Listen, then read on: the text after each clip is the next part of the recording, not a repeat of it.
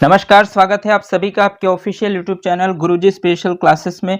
मैं हूं निमाई साना, आपके समक्ष उपस्थित हूं साइकोलॉजी के टेस्ट सीरीज को लेकर। स्टूडेंट्स, आज की क्लास में हम सॉल्व करने वाले हैं टेस्ट सीरीज नंबर 14 को, जिसके अंतर्गत हम सॉल्व करेंगे और कुछ मोस्ट इंपॉर्टेंट प्रश्न जो कहीं ना कहीं आपके डीएलएड या फिर बीएड एग्जामों में आए हुए हैं और कहीं ना कहीं आपके सुपर टेट एग्जाम्स में डायरेक्टली पूछे जा सकते हैं। तो चलिए शुरू करते हैं आज की क्लास और जानते हैं आज की क्लास का पहला क्वेश्चन। और इस टेस्ट सीरीज का 261 क्वेश्चन आपकी स्क्रीन पर है। क्वेश्चन नंबर 261 में आपसे पूछा गया स्टूडेंट्स कि उपचारात्मक शिक्षण किस किस विषय हेतु आवश्यक है। देखिए, जो उपचारात्मक शिक्षण होता है यानी कि जिसको हम रिमेडियल टीचिंग कहते हैं, वो किस किस विषय हेतु आवश्यक है, यानी कि कौन कौन से विषय के लिए ये हेल्पफुल है, ये आपसे पूछा गया है। यानी कि वो कौन कौन सा विषय है जिसके लिए आपको उपचारात्मक शिक्षण की आवश्यकता होती है। ऑप्शन ए कहता है भाषा एवं गणित, ऑप्शन बी कहता है बालक, ऑप्शन सी कहता है दोनों और ऑप्शन डी कहता है कोई नहीं। तो आपको बताने हैं कि जो उपचारात्मक शिक्षण यानी रिमेडियल टीचिंग का आप यूज करते हैं वो किस किस सब्जेक्ट्स के लिए करते हैं। तो स्टूडेंट्स, सेकंड ऑप्शन बालक है, तो बालक कोई विषय तो नहीं है, तो इसलिए दोनों ऑप्शन भी नहीं हो सकता और ऑप्शन कोई नहीं भी नहीं हो सकता। इसका मतलब राइट ऑप्शन इसका हो जाएगा भाषा एवं गणित, क्योंकि उपचारात्मक शिक्षण भाषा एवं गणित विषय के लिए आवश्यक है। बाकी चारों ऑप्शनों में बेस्ट ऑप्शन आपका बनता है ऑप्शन नंबर ए, इसलिए इस क्वेश्चन का राइट ऑप्शन हो जाएगा आपका ऑप्शन नंबर ए। चलिए आगे बढ़ते हैं और देखते हैं नेक्स्ट प्रश्न आपसे क्या कहता है।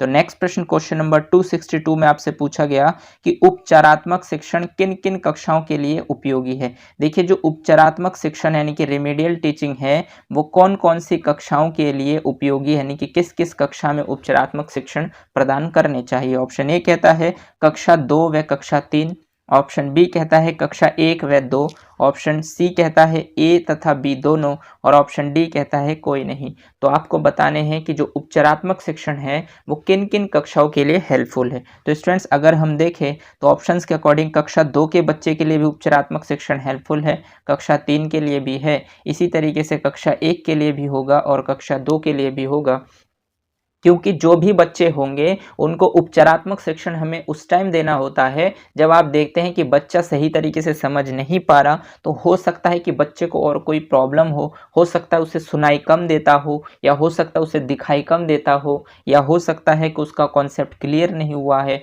या उसे कुछ और प्रॉब्लम है, उसे फीवर हो सकता है उसका मन ना लग रहा हो, माइंडली मेंटली वो डिस्टर्ब है। तो जब तक आप उसकी प्रॉब्लम को नहीं जानेंगे तब तक आप उसको रिमीडियल टीचिंग नहीं दे पाएंगे। और रेमेडियल टीचिंग देने के लिए आपको हर एक कक्षा के लिए उपयोगी होता है। इसलिए अगर हम देखें तो ऑप्शन ए तथा बी दोनों ही बेस्ट है, इसलिए इस क्वेश्चन का राइट ऑप्शन हो जाएगा आपका ऑप्शन नंबर सी। चलिए नेक्स्ट क्वेश्चंस पर आगे बढ़ते हैं और देखते हैं नेक्स्ट क्वेश्चन नंबर 263 आपसे क्या कहता है। तो क्वेश्चन 263 में आपसे पूछा गया है कि डाल्टन पद्धति के जन्मदाता है, यानी कि जो डाल्टन मेथड है इसके जनक कौन है, ये आपसे पूछा गया। ऑप्शन ए कहता है जॉन डाल्टन, ऑप्शन बी कहता है पार्कहर्स्ट, ऑप्शन सी कहता है फ्रोबेल और ऑप्शन डी कहता है कोई नहीं। तो आपको पता होगा स्टूडेंट्स, क्योंकि आपने डीएलएड और बीएड में इस क्वेश्चन को बहुत बार पढ़े होंगे, कि जो डाल्टन पद्धति है उसके जन्मदाता जो होते हैं आपके हेलन पार्कहर्स्ट जी है, इसलिए इस क्वेश्चन का राइट ऑप्शन हो जाएगा आपका ऑप्शन नंबर बी, डाल्टन पद्धति के जन्मदाता पार्कहर्स्ट यानी हेलन पार्कहर्स्ट जी है। चलिए आगे बढ़ते हैं और देखते हैं नेक्स्ट प्रश्न आपसे क्या कहता है। तो नेक्स्ट प्रश्न क्वेश्चन नंबर 264 आपसे कहता है कि बाल केंद्रित शिक्षण का उद्देश्य है। देखिए, जो बाल केंद्रित शिक्षण यानी कि चाइल्ड सेंटर्ड एजुकेशन है, इसका उद्देश्य क्या है, ये आपसे पूछा गया। ऑप्शन ए कहता है स्वयं करके सीखने पर बल देना, बिल्कुल सही बात है, क्योंकि बाल केंद्रित शिक्षा जो है वो बच्चों को स्वयं करके सीखने पर बल देता है। दूसरा ऑप्शन कहता है अधिगम प्रभावी बनाना, बिल्कुल सही बात है कि अधिगम को इफेक्टिव बनाना भी बाल केंद्रित शिक्षा है। और यदि आप अधिगम को प्रभावी बनाना चाहते हैं तो आपको बालकों को केंद्र में रखकर हर चीज को तैयार करना होगा, आपको शिक्षण कार्य करना होगा। सी ऑप्शन कहता है शारीरिक दंड को हटाना, ये भी बात बिल्कुल सही है। आपको पता होगा कि आप आरटीई एक्ट 2009 को पढ़कर आए होंगे, क्योंकि ये आपके यूपीटेट और सीटेट में मोस्टली पूछे जाते हैं। आरटीई 2009 यानी RT right to education act 2009, और इसमें आपको साफ साफ बताया गया है कि आप बच्चे को ना तो शारीरिक दंड दे सकते हैं और ना ही मानसिक दंड दे सकते हैं। अगर आप ऐसे देते हुए पाए जाते हैं तो आपके खिलाफ मुकदमा भी दर्ज हो सकता है। तो इसके लिए शारीरिक दंड को हटाना ये भी कहीं ना कहीं बाल केंद्रित शिक्षण का ही एक उद्देश्य है। इसका मतलब तीनों ही ऑप्शंस राइट है, इसका मतलब इस क्वेश्चन का राइट ऑप्शन हो जाएगा ऑप्शन नंबर डी, ये सभी। उम्मीद करता हूं कि आप भी क्वेश्चन के राइट ऑप्शन तक इजीली पहुंच पाए होंगे। चलिए आगे बढ़ते हैं और देखते हैं नेक्स्ट प्रश्न आपसे क्या कहता है। तो नेक्स्ट प्रश्न क्वेश्चन नंबर 265 आपसे कहता है कि अधिगम है यानी कि लर्निंग है, क्या लर्निंग है ये आपसे पूछा गया है। ऑप्शन ए कहता है सीखने की प्रक्रिया, बिल्कुल सही बात है क्योंकि लर्निंग में हम चीज़ों को सीखते हैं। ऑप्शन बी कहता है सिखाने की प्रक्रिया, ये भी बिल्कुल सही है। ऑप्शन सी कहता है सीखने तथा सिखाने की प्रक्रिया और ऑप्शन डी कहता है कोई नहीं। तो स्टूडेंट्स अगर हम देखें अधिगम में जब हम किसी चीज़ को सीखने, अधिगम का मतलब होता है सीखना, तो सीखने की प्रक्रिया, और जब हम सीखने की प्रक्रिया करते हैं तो हम बहुत सारी चीज़ों को सीखते हैं। और एज अ टीचर जब हम बच्चों को सिखाने के लिए किसी टॉपिक को तैयार करते हैं तो उसमें भी हम बहुत सारी चीज़ों को सीखते हैं। साथ साथ हम जिस चीज़ को सिखाना चाहते हैं उसके अलावा भी हम बहुत सारी चीज़ों को सीखते हैं कि बच्चे इस टॉपिक को कितनी जल्दी कैच कर पाए, कितनी कम देरी से कैच कर पाए। इन सभी गतिविधियों को भी हम अगर देखें, एनालिसिस करें तो ये भी हम चीज़ों को सीखते हैं और हमें आइडिया हो पाता है, हम अनुभवी हो पाते हैं और हमें अंदाज़ा होता है कि किस टॉपिक को कितने अच्छे से समझाने की ज़रूरत है। और अगर हमारे पास ये कंटेंट तैयार है तो क्या हम इसको समझाने से सभी बच्चे मोस्टली सीख पाएंगे या फिर नहीं, ये सभी चीज़ें आपको एक्सपीरियंस के आधार पर आता है, आप चीज़ों को जज करते हैं। कहने का मतलब ये है कि एज अ टीचर जब आप सिखाने के लिए जाते हैं तो भी आप बहुत सारी चीज़ों को सीखते हैं। तो कहीं ना कहीं अधिगम जो है वो सीखने तथा सिखाने की प्रक्रिया है। ऑप्शन ए और बी दोनों आते हैं आपके ऑप्शन सी में, इसलिए इस क्वेश्चन का राइट ऑप्शन हो जाएगा आपका ऑप्शन नंबर सी। स्टूडेंट्स मैंने आपको बता रखा है पहले भी कि साइकोलॉजी में हमें चारों ऑप्शनों को पढ़ना होता है और उसके बाद जज करना होता है कि बेस्ट ऑप्शन कौन सा है। कभी कभी ऐसा होता है कि चारों ही ऑप्शन आपके राइट होते हैं लेकिन उसमें आपको बेस्ट को छांटना होता है। तो इसीलिए आपको साइकोलॉजी में जो प्रश्न आपसे पूछे जाते हैं आप ज़्यादातर कोशिश ये करें कि आप चारों ही ऑप्शन को पहले अच्छे से पढ़ें और उसके बाद उनमें बेस्ट ऑप्शन को छांटें। और अगर इसी मेथड का यूज़ आप अदर सब्जेक्ट में भी करते हैं तो वहाँ पर भी आपको बेनिफिट मिलता है। कहने का मतलब ये है कि जब भी आप किसी टॉपिक को अच्छे से पढ़ते हैं तो चारों ऑप्शंस को अगर आप देखेंगे, अगर आपको एग्जैक्टली नहीं भी पता होगा तो चारों ऑप्शनों में आप बेस्ट ऑप्शंस के आधार पर भी राइट ऑप्शन तक पहुँच सकते हैं। उम्मीद करता हूँ कि आप मेरी बातों को समझ पा रहे हैं और इस मेथड का यूज़ आप अपने हर एक सब्जेक्ट्स में करते भी होंगे। उम्मीद करता हूं कि आप मेरी बातों को समझ पाए होंगे और इस मेथड का यूज़ आप अपने अन्य विषयों के क्वेश्चंस में भी अप्लाई करेंगे। चलिए आगे बढ़ते हैं और देखते हैं नेक्स्ट प्रश्न आपसे क्या कहता है। तो नेक्स्ट प्रश्न क्वेश्चन नंबर 265 आपसे कहता है कि शिक्षण को आनंददायक, मनोरंजक और रुचिपूर्ण बनाने हेतु उत्तम प्रविधि है। देखिए शिक्षण को यानी टीचिंग को आनंददायक, मनोरंजक और रुचिपूर्ण, इंटरेस्टिंग फुल बनाने के लिए उत्तम प्रविधि यानी कि सबसे बेस्ट प्रविधि कौन सी है। ऑप्शन ए कहता है व्याख्या प्रविधि, ऑप्शन बी कहता है खेल या गतिविधि प्रविधि, ऑप्शन सी कहता है स्पष्टीकरण प्रविधि और ऑप्शन डी कहता है अवलोकन एवं निरीक्षण प्रविधि।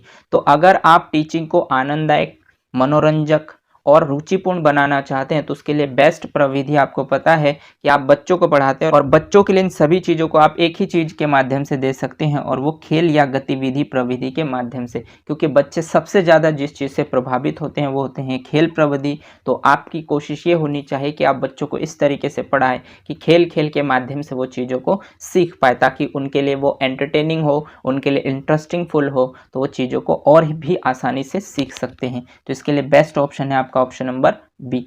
उम्मीद करता हूं कि आप भी क्वेश्चंस के राइट ऑप्शन तक इजीली पहुंच पाए होंगे। चलिए आगे बढ़ते हैं और देखते हैं नेक्स्ट प्रश्न आपसे क्या कहता है। तो नेक्स्ट प्रश्न क्वेश्चन नंबर 266 आपसे कहता है कि शिक्षण प्रविधियों के प्रकार है। देखिए शिक्षण प्रविधियों के प्रकार, जो शिक्षण की प्रविधियां हैं उसके प्रकार है, तो उसके कौन से प्रकार है। ऑप्शन ए कहता है प्रश्नोत्तर, ऑप्शन बी कहता है वर्णन, ऑप्शन सी कहता है कहानी कथन और ऑप्शन डी कहता है उपयुक्त सभी। तो शिक्षण की जो प्रविधियां हैं उसके कितने प्रकार है। अगर आपने कंटेंट को बहुत अच्छे से कवर किया होगा शिक्षण अधिगम के सिद्धांत, तो उसके अंतर्गत मैंने आपको हर एक चीज़ को डिटेल में बताया हुआ है कि शिक्षण प्रविधि के प्रकार में आपके प्रश्नोत्तर प्रविधि भी आते हैं, वर्णन प्रविधि भी आते हैं और कहानी कथन प्रविधि भी आते हैं। इसलिए इस क्वेश्चन का राइट ऑप्शन हो जाएगा आपका ऑप्शन नंबर डी, उपरोक्त सभी। चलिए आगे बढ़ते हैं और देखते हैं नेक्स्ट प्रश्न आपसे क्या कहता है। तो नेक्स्ट प्रश्न क्वेश्चन नंबर 267 आपसे कहता है कि शिक्षण एक, थोड़ा सा टाइपिंग एरर है स्टूडेंट्स, यहाँ पर हो जाएगा आपका उद्देश्य।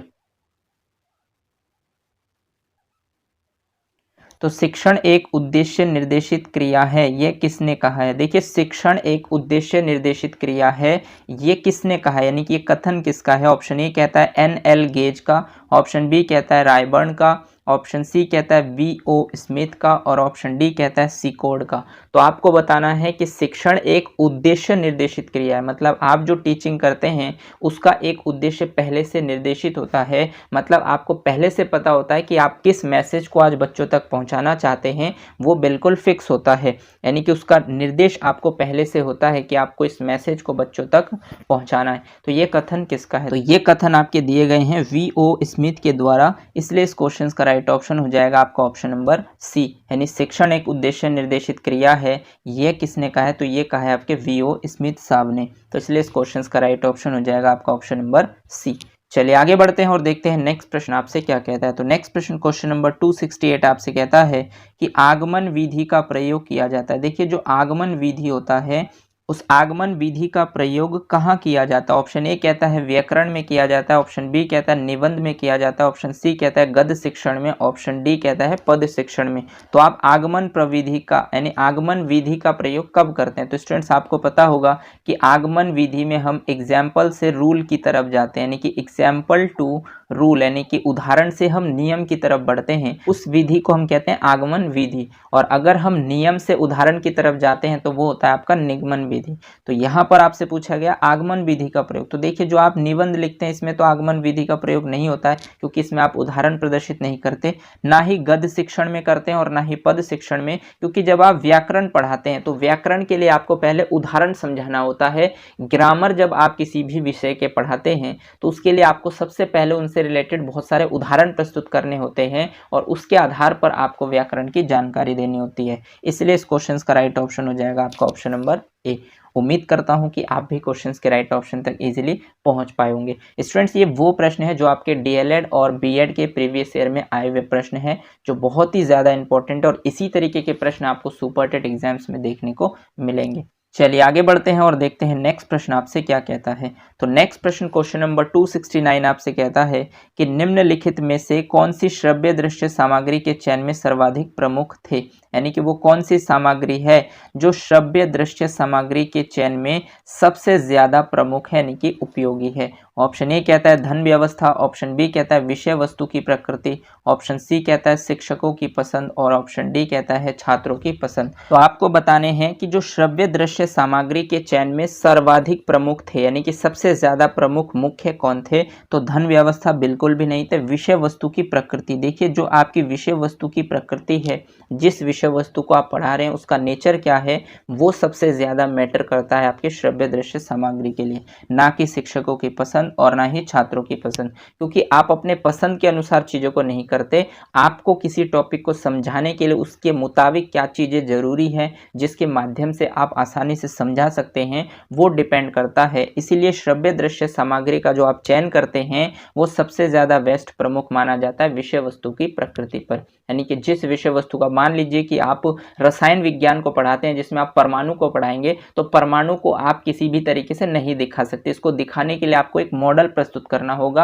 यानी कि यहाँ पर आप जो विषय वस्तु के अकॉर्डिंग, यानी विषय वस्तु का जो नेचर है, उसकी जो प्रकृति है, वो डिसाइड करेगा कि आप किसके लिए मॉडल प्रस्तुत करेंगे या सीधा सीधा उस वस्तु को समझाने के लिए वस्तु को उपस्थित करेंगे। आप परमाणु को कहीं से उपस्थित तो कर नहीं सकते, तो इसका मतलब आपको उसे समझाने के लिए आपको उससे रिलेटेड एक मॉडल तैयार करना होगा। एक चित्र के माध्यम से, मॉडल में आप कुछ डायग्राम्स के माध्यम से उसको समझाने की कोशिश करेंगे। तो इसलिए बेस्ट ऑप्शन आपका है विषय वस्तु की प्रकृति। स्टूडेंट्स इस तरीके के प्रश्न आपके अंडरस्टैंडिंग बेस्ड होते हैं और ये क्वेश्चंस आप कभी भी रट्टा मारकर कवर नहीं कर सकते ऐसे प्रश्नों को सॉल्व करने के लिए, क्योंकि अगर आप यहाँ पर रट्टा मारेंगे तो आप कंफ्यूज 100% होंगे, क्योंकि यहाँ पर वो आपकी अंडरस्टैंडिंग को चेक कर रहा है और इस तरीके के प्रश्न आपके डीएलएड में पूछे गए हैं और सीधा सीधा आपके सुपर टेट में भी डायरेक्टली यहाँ से क्वेश्चन पूछे जाएंगे। तो इसलिए आपको ध्यान रखना है कि आप किसी भी चीज को कवर करें तो उसकी बेसिक जानकारी अपने तर्क शक्ति का प्रयोग करें और उस आधार पर ऑप्शनों को छांटे। 4 ऑप्शन में आप बेस्ट ऑप्शन को इजीली छांट सकते हैं। अगर आपको छांटना आता है तो आपके चांसेस ज्यादा बढ़ जाएंगे 30 आउट ऑफ 30 स्कोर करने में। उम्मीद करता हूं कि आप मेरी बातों को समझ पा रहे हैं और प्रश्नों के लेवल को देखकर रियलाइज कर पा रहे होंगे कि किस तरीके के प्रश्न आपके सुपर टेट एग्जाम्स में पूछे जाते हैं। चलिए आगे बढ़ते हैं और देखते हैं नेक्स्ट प्रश्न आपसे क्या कहता है। तो नेक्स्ट प्रश्न क्वेश्चन नंबर 270 आपसे कहता है कि कक्षा शिक्षण में कौन सा संप्रेषण का घटक नहीं, यानी कि जो आपके कक्षा शिक्षण है इसमें संप्रेषण का घटक नहीं है। तो कौन सा घटक नहीं है? ऑप्शन ए कहता है शिक्षक, बिल्कुल कक्षा शिक्षण में संप्रेषण के घटक है। ऑप्शन बी कहता है पाठ्य वस्तु, यानी कि पाठ्य वस्तु भी आपके कक्षा शिक्षण में संप्रेषण का कार्य करते हैं, क्योंकि जो आपके पाठ्य सामग्री उसमें कुछ चीज़ें लिखे हुए होते हैं जो कहीं ना कहीं आपको संप्रेषण करने के लिए बाध्य करते हैं, यानी कि ये भी संप्रेषण के एक घटक है। ऑप्शन सी कहता है अभिभावक और ऑप्शन डी कहता है छात्र। तो देखिए स्टूडेंट्स, ये जो तीन है, शिक्षक है, पाठ्य वस्तु है और जो छात्र है, ये तीनों के तीनों आपके कक्षा शिक्षण में उपस्थित होते हैं। इन तीनों के बिना आप कक्षा शिक्षण नहीं कर सकते और ना ही आप संप्रेषण कर सकते हैं। ठीक, तो कहने का मतलब ये, अगर आपके पास पाठ्य वस्तु नहीं होगा तब भी आप किसी मुद्दे पर तो बात करेंगे, वो कहीं ना कहीं आपके पाठ्य सामग्री से रिलेटेड होने चाहिए, अदरवाइज आपके संप्रेषण का कोई अर्थ नहीं होगा। इसका मतलब यह है कि जब आप कक्षा शिक्षण करते हैं तो शिक्षक भी उपस्थित होते हैं जो संप्रेषण के घटक होते हैं, पाठ्य वस्तु भी उपस्थित होते हैं और छात्र भी उपस्थित होते हैं जो संप्रेषण के घटक है। लेकिन अभिभावक का कक्षा शिक्षण में कोई रोल नहीं होता और इसीलिए इस क्वेश्चन का राइट ऑप्शन हो जाएगा आपका ऑप्शन नंबर सी। आप समझ पा रहे होंगे कि किस तरीके के प्रश्न आपके सुपर टेट एग्जाम्स में बनते हैं। देखिए, जो नहीं है वाले क्वेश्चन से ये भी बहुत ज़्यादा टफ माना जाता है, लेकिन मुझे लगता है कि आपके हिसाब से ये बिल्कुल भी टफ नहीं है, क्योंकि आपको पॉइंटों को छांटना यानी ऑप्शन छांटना बिल्कुल आसानी से पता है और आप क्वेश्चंस को पढ़कर उसके ऑप्शंस को ईजिली छांट पाते होंगे। तो इसीलिए ये प्रश्न आपके लिए बहुत ही आसान है। बस शर्त यह है कि आपको थोड़ी सी प्रैक्टिस करने की आवश्यकता है और जिस भी पोर्शन में आपका जो क्वेश्चंस, मान लीजिए कि टेस्ट सीरीज आप लगा रहे हैं तो इसमें से जो भी आपके 20 में से स्कोर होते हैं, मान लीजिए कि किसी के 17 आते हैं, किसी के 16 आते हैं, किसी के 18 आते हैं, तो जो आपके 2-3 क्वेश्चन जो भी गलत होते हैं वो कौन से टॉपिक से उठाए गए हैं, उस टॉपिक को आपको रिवीजन करने की आवश्यकता है। यदि आप इस तरीके से उस टॉपिक को रिवाइज करते हैं तो आपको एक बार वो रिमाइंड हो जाएगा और उनसे रिलेटेड प्रश्न आपके गलत नहीं होंगे। इस तरीके से यदि आप स्ट्रेटजी बनाकर तैयारी कर रहे हैं तो आप इजीली साइकोलॉजी में 30 out of 30 marks easily gain कर सकते हैं। तो अगर आप इस तरीके से स्ट्रेटजी बनाकर रिवीजन कर रहे हैं और टेस्ट सीरीज को लगा रहे हैं तो आप सुपर टेट में साइकोलॉजी में 30 आउट ऑफ 30 स्कोर इजीली कर सकते हैं। और स्टूडेंट्स, मैं आपको एक बात और बताना चाहता हूं कि जो हम ये टेस्ट सीरीज सॉल्व करते हैं ये आपको वीक में लगभग 2 टेस्ट सीरीज मिलते होंगे। इस 2 टेस्ट सीरीज का मतलब इसीलिए स्टूडेंट्स कि मैं चाहता हूं कि आपके कंटेंट पहले से मैंने कवर करा दिए हैं, आप उन कंटेंट को बार बार रिवाइज करें। जो पोर्शंस, मान लीजिए कि आप हफ्ते में 2 टेस्ट सीरीज लगाते हैं, आपको अदर सब्जेक्ट भी पढ़ना होता है, तो इसके लिए ज़रूरी है कि आपके पास समय होना भी ज़रूरी है। तो इसके लिए ज़रूरी ये है कि मेरे हिसाब से आप एक टेस्ट सीरीज को सॉल्व करें और मान लीजिए कि आपके स्कोर आते हैं 20 में से 18, तो आपके 2 क्वेश्चंस जो गलत हुए वो 2 क्वेश्चंस कौन कौन से टॉपिक से रिलेटेड है, कौन से क्वेश्चंस आपके गलत हुए हैं, उन टॉपिक को जाकर आप रिवाइज करें। तो इसके लिए आपको थोड़ा सा टाइम मिल जाए और इसके बाद जब नेक्स्ट टेस्ट सीरीज आप सॉल्व करेंगे तो उसमें भी आपको इस तरीके से समय मिल जाए ताकि आप उसको रिवाइज सही तरीके से कर पाएं। वरना कहीं ऐसा ना हो जाए कि आप टेस्ट सीरीज भी सॉल्व नहीं कर पा रहे हैं सही से और आपके जो क्वेश्चंस गलत जा रहे हैं उस टॉपिक को रिवाइज भी नहीं कर पा रहे हैं और आपके अदर सब्जेक्ट भी उसको भी आप पढ़ रहे हैं, तो इससे आप समय नहीं निकाल पा रहे हैं,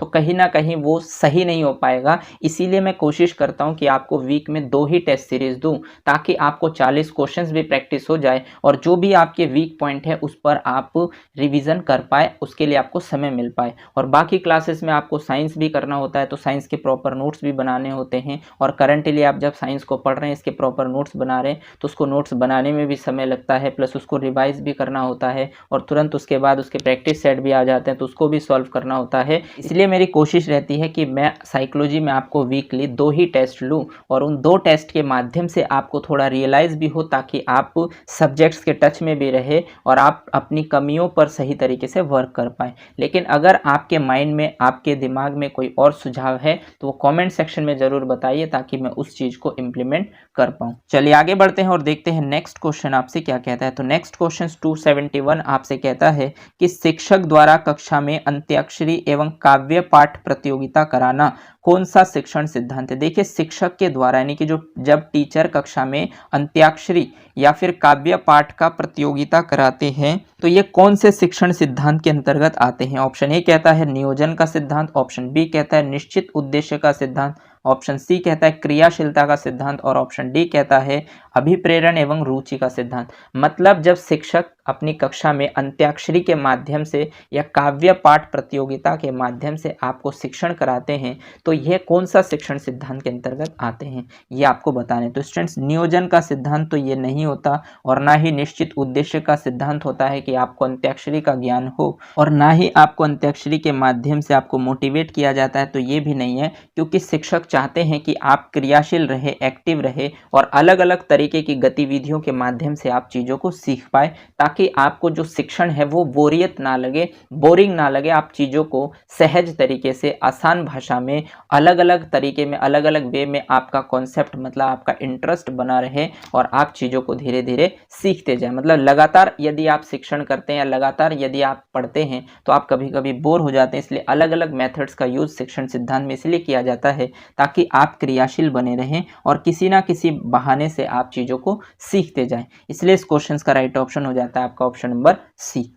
चलिए आगे बढ़ते हैं और देखते हैं नेक्स्ट प्रश्न आपसे क्या कहता है। तो नेक्स्ट प्रश्न क्वेश्चन नंबर 272 आपसे कहता है कि उदाहरणों एवं दृष्टांतों के द्वारा कोई सामान्य नियम या सिद्धांत बनाना कौन सा शिक्षण सूत्र है। देखिए, उदाहरणों यानी कि एग्जाम्पल एवं दृष्टांत यानी कि किसी चीज को दिखाकर आप सामान्य नियम या सिद्धांत बनाना, यानी कि मान लीजिए कि आप उदाहरण से कोई सामान्य नियम बनाते हैं या दृष्टांत किसी चीज को दिखाकर आप सामान्य नियम या सिद्धांत बनाते हैं, तो वो कौन से शिक्षण सूत्र के अंतर्गत आते हैं। ऑप्शन ए कहता है तर्कणा की ओर, ऑप्शन बी कहता है विशिष्ट से सामान्य की ओर, ऑप्शन सी कहता है विश्लेषण से संश्लेषण की ओर और ऑप्शन डी कहता है संश्लेषण से विश्लेषण की ओर। तो स्टूडेंट्स, जब आप उदाहरण देते हैं तो उदाहरण का मतलब आप बहुत सारे एग्जाम्पल देते हैं, तो ये कोई विशिष्ट कार्य होता है, और जब आप उनके माध्यम से एक सामान्य नियम बताते हैं या एक सामान्य सिद्धांत बताते हैं तो एक रूल हो जाता है, यानी कि वो सामान्य हो जाता है। तो कहने का मतलब ये जो शिक्षण सूत्र है वो विशिष्ट से सामान्य की ओर है, इसलिए इस क्वेश्चन का राइट ऑप्शन हो जाएगा आपका ऑप्शन नंबर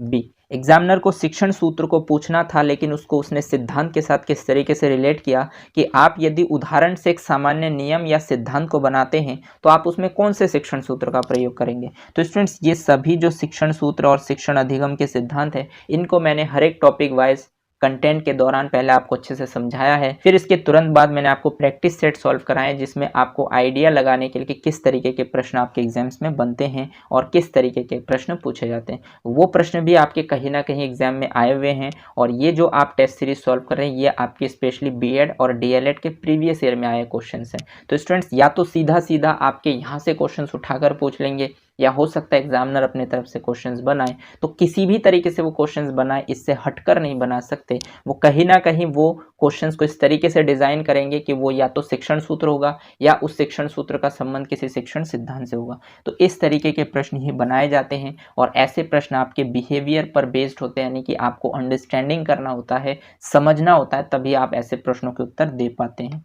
सीधे सीधे फैक्चुअल क्वेश्चंस अगर आपको पता है तो आप बता पाएंगे, नहीं पता है तो नहीं बता पाएंगे, लेकिन ऐसे क्वेश्चंस यदि आपसे पूछे जाए तो मैक्सिमम स्टूडेंट्स जो रटने वाले हैं उनके क्वेश्चंस हो जाएंगे गलत, क्योंकि सीधा सीधा सिंपल सा क्वेश्चन है। उदाहरण से जब आप नियम की तरफ जाते हैं तो शिक्षण सूत्र विशिष्ट से सामान्य की ओर लगता है, इसलिए इस क्वेश्चन का राइट ऑप्शन हो जाएगा आपका ऑप्शन नंबर बी। उम्मीद करता हूं कि आप भी क्वेश्चन के राइट ऑप्शन तक इजीली पहुंच पाए होंगे। चलिए आगे बढ़ते हैं और देखते हैं नेक्स्ट प्रश्न आपसे क्या कहता है। तो नेक्स्ट प्रश्न क्वेश्चन नंबर 273 आपसे कहता है कि पाठशाला विद्यालय को उद्यान की संज्ञा किसने दी। देखिए, जो पाठशाला है या फिर जो विद्यालय है उसको उद्यान, यानी कि उद्यान स्टूडेंट्स हम कहते हैं गार्डन को, तो गार्डन की संज्ञा किसने दी, यानी कि पाठशाला यानी विद्यालय को गार्डन किसने कहा है, ये आपसे पूछा है। ऑप्शन ए कहता है हर्बर्ट ने, ऑप्शन बी कहता है मॉन्टेसरी में, ऑप्शन सी कहता है फ्रोबेल ने और ऑप्शन डी कहता है फ्रैंकलिन ने। स्टूडेंट्स, इस तरीके के प्रश्न आपके डीएलएड में पूछे जाते हैं, और ये कहीं ना कहीं आपके डीएलएड के प्रीवियस ईयर में पूछा गया प्रश्न है कि पाठशाला या विद्यालय को उद्यान की संज्ञा किसने दी है। तो आपको सीधा सीधा पता होगा कि किंडरगार्टन के जनक कौन है। तो किंडरगार्टन के जनक आपके कौन है, फ्रोबेल साहब है, और गार्डन यहाँ पर शब्द आता है तो इसका मतलब इसकी संज्ञा आपको कहीं ना कहीं फ्रोबेल साहब ने दी होगी, तो इसलिए इस क्वेश्चन का राइट ऑप्शन हो जाएगा आपका ऑप्शन नंबर सी। तो स्टूडेंट्स डायरेक्टली आपसे क्वेश्चंस नहीं पूछा जाएगा बार बार कि किंडरगार्टन के जनक कौन है, ये बच्चों वाले प्रश्न आपसे नहीं पूछे जाएंगे। सुपर टेट में अगर एग्जामिनर को लेवल को बढ़ाना होगा तो वो इस तरीके से कंफ्यूज करेगा आपको, मतलब सीधा सीधा आपको नहीं बताएगा, आपको थोड़ा सा उसे समझना होगा कि वो पूछना क्या चाह रहा है आपसे। वो डायरेक्टली नहीं पूछेगा, डायरेक्टली तो सबको पता है कि किंडरगार्टन के जनक आपके फ्रोबेल साहब हैं और ये आप रट कर आए हैं, लेकिन यहाँ पर आपसे पूछा है कि उद्यान की संज्ञा किसने दिया, मतलब इनडायरेक्टली आपसे क्वेश्चन पूछा गया है और इसी तरीके के प्रश्न आपके सुपर टेट एग्जाम में भी बनेंगे। तो इसलिए आपको इन सभी प्रश्नों को बहुत अच्छे से टेस्ट लगाने चाहिए और जो भी आपके वीक पॉइंट जहां पे क्वेश्चंस गलत होते हैं उस टॉपिक को आप रिवाइज करें और जो कथन है उनको एक नोटबुक में आप नोट करें और उसको बार बार रिवाइज करें, क्योंकि कथन कुछ फैक्चुअल क्वेश्चंस होते हैं जिनको आप कुछ नहीं कर सकते। मान लीजिए 30 में से 2 क्वेश्चन आपके कथन के दे देंगे तो वो 2 क्वेश्चन यदि आपके पढ़े हुए हैं रेंज में से है तो वो 2 क्वेश्चन आप कर पाएंगे, अदरवाइज आपके 30 में से 28 स्कोर आएंगे। तो अगर आप 30 में से 30 स्कोर करना चाहते हैं तो आपको कथन को भी अच्छे से याद करना होगा। हालांकि आपको पता है एनसीएफ 2005 में बताया गया रटना मना है, लेकिन आपको बच्चों को रटवाना नहीं है, आप खुद तो रट सकते हैं क्योंकि ये चीज़ें फैक्चुअल है और सुपर टेट यूपी टेट का पैटर्न थोड़ा ऐसे ही होता है कि वो फैक्चुअल प्रश्न भी पूछते हैं। तो फैक्चुअल प्रश्न के लिए आपको चीज़ों को रटना भी है, लेकिन ये सिर्फ आप खुद करेंगे, बच्चे नहीं करेंगे, ना ही आप बच्चों से करवाएंगे। तो इस बात को आप अवश्य ध्यान रखेंगे। यदि आप सब्जेक्ट में 30 आउट ऑफ 30 स्कोर करना चाहते हैं तो उसके लिए आपको साम दाम दंड भेद सब कुछ करके चलना होगा और तभी आपके 30 में से 30 स्कोर आ पाएंगे। उम्मीद करता हूँ कि आप मेरी बातों को समझ पा रहे हैं और इन सभी गतिविधियों को आप अपने व्यवहार में जरूर उतारेंगे। चलिए आगे बढ़ते हैं और देखते हैं नेक्स्ट प्रश्न आपसे क्या कहता है। तो नेक्स्ट प्रश्न क्वेश्चन नंबर 274 आपसे कहता है कि छात्रों को अपने भावों एवं विचारों को व्यवस्थित ढंग से अभिव्यक्त करना किस प्रविधि में आता है। देखिए जो छात्र होते हैं उनको अपने भावों को यानी कि अपने इमोशंस को, अपने थॉट्स को, विचारों को व्यवस्थित ढंग से अभिव्यक्त करना, यानी कि उनको अगर व्यवस्थित ढंग से उसे एक्सप्रेस करना होता है तो किस प्रविधि में आते हैं, यानी कि कौन सी प्रविधि में आते हैं। ऑप्शन ए कहता है प्रश्नोत्तर प्रविधि, ऑप्शन बी कहता है वाद विवाद प्रविधि, ऑप्शन सी कहता है प्रयोगशाला प्रविधि और ऑप्शन डी कहता है पाठ्य पुस्तक प्रविधि। तो आपको बताने हैं कि छात्रों को अपने भावों एवं विचारों को व्यवस्थित ढंग से अभिव्यक्त करना किस प्रविधि में आता है। तो अगर छात्र अपने भाव, अपने थॉट को व्यवस्थित ढंग से एक्सप्रेस करते हैं तो वो कहीं ना कहीं आपके वाद विवाद प्रविधि के अंतर्गत आते हैं, इसलिए इस क्वेश्चन का राइट ऑप्शन हो जाता है आपका ऑप्शन नंबर बी। स्टूडेंट्स यहाँ पर प्रश्नोत्तर प्रविधि में वो अपनी बात को सही ढंग से अभिव्यक्त नहीं कर पाते, ना ही प्रयोगशाला विधि में ऐसा कोई तरीका होता है और ना ही पाठ्य पुस्तक प्रविधि में। ये सभी चीजें होते हैं आपके वाद विवाद प्रविधि में, क्योंकि वाद विवाद यानी डिबेट जब आप करते हैं तो टीचर कुछ पूछेंगे तो उनसे रिलेटेड अपनी जो तर्क शक्ति है उसका प्रयोग बच्चे करेंगे और कहीं ना कहीं वो अपने विचारों को अभिव्यक्त भी कर पाएंगे। तो ये सभी प्रोसेस आपके डिबेट में होते हैं, इसलिए इसका राइट ऑप्शन हो जाएगा वाद विवाद प्रविधि। उम्मीद करता हूं कि आप भी क्वेश्चंस के राइट ऑप्शन तक इजीली पहुंच पाएंगे। चलिए आगे बढ़ते हैं और देखते हैं नेक्स्ट प्रश्न आपसे क्या कहता है। तो नेक्स्ट प्रश्न क्वेश्चन नंबर 275 आपसे कहता है कि प्रश्नोत्तर प्रविधि के जन्मदाता, यानी कि प्रश्नोत्तर प्रविधि यानी कि क्वेश्चन मेथड के जो जनक है, जन्मदाता है, वो कौन है, ये आपसे पूछा गया है। ऑप्शन ए कहता है रूसो, ऑप्शन बी कहता है प्लेटो, ऑप्शन सी कहता है सुकरात और ऑप्शन डी कहता है अरस्तु। तो आपको बताने हैं कि जो क्वेश्चन आंसर मेथड है इसके जनक कौन है। तो क्वेश्चन आंसर मेथड के जनक आपको पता होगा कि इसके जनक सुकरात साहब है और इसलिए इसको सुकराती विधि भी कहते हैं, इसलिए इस क्वेश्चन का राइट ऑप्शन हो जाएगा आपका ऑप्शन नंबर सी। तो प्रश्नोत्तर विधि का एक अन्य नाम है सुकराती विधि, क्योंकि इसके जनक आपके सुकरात साहब हैं, तो इसलिए इस क्वेश्चन का राइट ऑप्शन भी हो जाएगा आपका ऑप्शन नंबर सी। उम्मीद करता हूं कि आप भी क्वेश्चन के राइट ऑप्शन तक इजीली पहुंच पाएंगे। चलिए आगे बढ़ते हैं और देखते हैं नेक्स्ट क्वेश्चन आपसे क्या कहता है। तो नेक्स्ट क्वेश्चन नंबर 276 आपसे कहता है कि संप्रेषण प्रक्रिया प्रभावी होती है यदि संप्रेषण, देखिए संप्रेषण प्रक्रिया यानी कि जो संप्रेषण कम्युनिकेशन प्रोसेस होता है वो प्रभावी मतलब इफेक्टिव होता है। तो कब होता है इफेक्टिव। ऑप्शन ए कहता है मंद गति से होता है, ऑप्शन बी कहता है अनेक व्यक्तियों के साथ होता है, ऑप्शन सी कहता है तीव्र गति से होता है और ऑप्शन डी कहता है स्पष्टता के साथ होता है। तो देखिए संप्रेषण मतलब कम्युनिकेशन जब आप करते हैं, बातचीत जब आप करते हैं तो ये प्रोसेस कब प्रभावी होता है, ये आपसे पूछा गया है। यदि संप्रेषण मंद गति से होता है बिल्कुल भी नहीं होता, क्योंकि अगर आप संप्रेषण मंद गति से करेंगे, बिल्कुल स्लो करेंगे तो उसमें आपका इंटरेस्ट नहीं बनेगा, और यदि आप तीव्र गति से करते हैं तो भी नहीं बनेगा। तो ऑप्शन बी है अनेक व्यक्तियों के साथ होता है और ऑप्शन सी है स्पष्टता के साथ होता है। देखिए स्पष्टता के साथ जरूरी है, लेकिन अगर आप स्पष्टता के साथ करेंगे और वहां एक व्यक्ति होगा तो क्या आपका संप्रेषण प्रभावी हो पाएगा, बिल्कुल नहीं हो पाएगा, क्योंकि अनेक व्यक्तियों के साथ जब जब आप संप्रेषण करेंगे तभी आपको उस मुद्दे पर बातचीत करने से आपको पता चल पाएगा कि बाकी सबके मन में क्या है और वो क्या सोच रखते हैं। तो इसलिए संप्रेषण यानी कम्युनिकेशन तभी मजबूत होगा, तभी प्रभावी होगा जब वहां पर बहुत सारे लोग होंगे। तो स्पष्टता और अनेक व्यक्तियों के साथ दोनों ही ऑप्शंस राइट है, लेकिन बेस्ट ऑप्शन है आपका ऑप्शन नंबर बी। इसीलिए इस क्वेश्चन का राइट ऑप्शन भी हो जाएगा आपका ऑप्शन नंबर बी। तो स्टूडेंट्स इस तरीके के प्रश्न भी आपके एग्जाम्स में बनते हैं और कहीं ना कहीं आपके प्रीवियस ईयर में आए हुए प्रश्न हैं। तो यदि इस तरीके के प्रश्न आपके सुपर टेट एग्जाम्स में बनते हैं तो वो कुछ ऐसे ही विरले होंगे जो आप में से होंगे जो ऐसे प्रश्नों के राइट ऑप्शन तक पहुंच पाएंगे। जो ऊपर ऊपर से पढ़ेंगे, रटन विधि से पढ़ेंगे, वो जीवन में इस तरीके के प्रश्न बार बार सही नहीं कर पाएंगे। हो सकता है वो 5 में से 2 सही करें, लेकिन 3 गलत जरूर करेंगे। और आप ही कुछ विरले होंगे जो टॉपिक को अच्छे से पढ़ कर आए होंगे, समझ कर आए होंगे, अपनी अंडरस्टैंडिंग का यूज करेंगे, तो आप बिल्कुल इन प्रश्नों के राइट ऑप्शन तक इजीली पहुंच पाएंगे।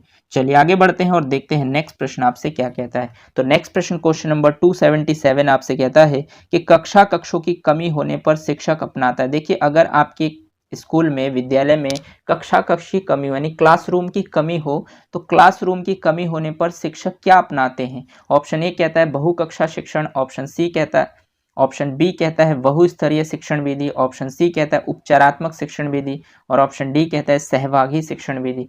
तो आपको बताने हैं कि कक्षों की कमी होने पर शिक्षक क्या अपनाते हैं। तो स्टूडेंट्स, अगर क्लासरूम की कमी होंगे तो जो शिक्षक अपनाएंगे वो अपनाएंगे बहुकक्षा शिक्षण। बहुकक्षा शिक्षण मतलब एक ही क्लासरूम में बहुत सारे क्लासेस को एक साथ बिठाकर वो टीचिंग मेथड यूज करते हैं। तो इस प्रकार के शिक्षण को हम बहुकक्षा शिक्षण करते हैं। तो इस प्रकार के शिक्षण को हम बहुकक्षा शिक्षण कहते हैं और इस तरीके के कंडीशन तब किया जाता है जब आपके विद्यालय में कक्षों की कमी हो। तो इसलिए इस क्वेश्चन का राइट ऑप्शन हो जाएगा आपका ऑप्शन नंबर ए। उम्मीद करता हूं कि आप भी क्वेश्चन के राइट ऑप्शन तक इजीली पहुंच पाए होंगे। चलिए आगे बढ़ते हैं और देखते हैं नेक्स्ट क्वेश्चन आपसे क्या कहता है। तो नेक्स्ट क्वेश्चन नंबर 278 आपसे कहता है कि कक्षा शिक्षण में प्रशंसात्मक शब्दों का प्रयोग किया जाता है। देखिए, कक्षा शिक्षण में जब आप टीचिंग प्रोसेस करते हैं अपनी क्लास में, तो प्रशंसात्मक शब्दों का मतलब ऐसे शब्द का प्रयोग करेंगे जिससे आप बच्चों की तारीफ करें। तो इसका प्रयोग क्यों किया जाता है, इसका कारण क्या है। तो ऑप्शन ए कहता है कि व्याख्या कौशल, क्या आपकी व्याख्या कौशल बहुत अच्छी है इसलिए आप प्रशंसात्मक शब्दों का प्रयोग कर रहे हैं, या फिर नियमन कौशल, क्या आपका नियमन कौशल बहुत ज़्यादा बेहतर है, या फिर पुनर्वलन कौशल का प्रयोग कर रहे हैं, मतलब आप बच्चों को मोटिवेट कर रहे हैं, या फिर ऑप्शन डी कहता है उद्दीपन परिवर्तन कौशल, या फिर आप बच्चों की उद्दीपक को परिवर्तन करना चाहते हैं। तो कहने का मतलब स्टूडेंट्स ये है कि जब एज अ टीचर आप अपनी कक्षा में पढ़ाते हैं और आप ज़्यादातर प्रशंसात्मक शब्द जैसे वेरी गुड, एक्सीलेंट, बहुत अच्छे बच्चों, इस तरीके से जब आप बोलते हैं, बच्चों को अप्रिशिएट करते हैं, तो वो कहीं ना कहीं बच्चे मोटिवेट होते हैं, मतलब आप बच्चों को पुनर्वलन देते हैं। तो इस तरीके से आप पुनर्वलन कौशल का प्रयोग करते हैं। इसलिए इस क्वेश्चन का राइट ऑप्शन हो जाएगा आपका ऑप्शन नंबर सी। उम्मीद करता हूं कि आप भी क्वेश्चंस के राइट ऑप्शन तक इजीली पहुंच पाए होंगे। चलिए आगे बढ़ते हैं और देखते हैं नेक्स्ट प्रश्न आपसे क्या कहता है। तो नेक्स्ट प्रश्न क्वेश्चन नंबर 279 आपसे कहता है कि कक्षा शिक्षण करते समय शिक्षक द्वारा टीएलएम का प्रयोग करने से। देखिए, कक्षा शिक्षण करते समय यानी कि जब आप टीचिंग प्रोसेस करते हैं अपनी कक्षा में, तो शिक्षक द्वारा टीएलएम का प्रयोग करने से क्या होता है। ऑप्शन ए कहता है छात्रों को पाठ सहजता से बोधगम्य हो जाता है, ऑप्शन बी कहता है छात्रों का मानसिक विकास होता है, ऑप्शन सी कहता है छात्रों का बौद्धिक विकास होता है और ऑप्शन डी कहता है उपयुक्त सभी।